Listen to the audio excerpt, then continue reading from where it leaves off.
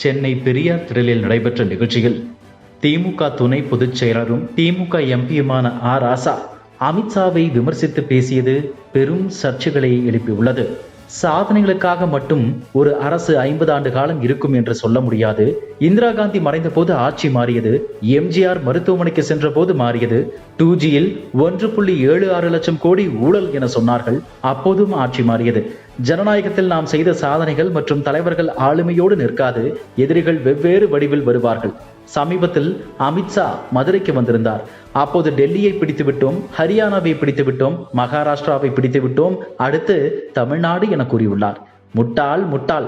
டெல்லியில் பார்த்த கெஜ்ரிவால் தனிப்பட்ட தலைவன். ஹரியானாவில் தோற்கடித்தது ஒரு தனி மனிதனை, மகாராஷ்டிராவில் தோற்கடித்தது தனி மனிதனை. ஸ்டாலின் தனி மனிதன் அல்ல. இவருக்கு பின்னால் பெரியார், அண்ணா, கலைஞர் என்ற தத்துவம் இருக்கிறது என்று ராசா பேசியுள்ளார். இவரது பேச்சுக்கு பாஜக மூத்த தலைவர்கள் பலர் கண்டனம் தெரிவித்து வருகின்றனர். இதுபோன்ற செய்திகளை மேலும் தெரிந்து கொள்ள எங்களது யூடியூப், ஃபேஸ்புக் மற்றும் ட்விட்டர் ஆப்களை சப்ஸ்கிரைப் செய்யவும்.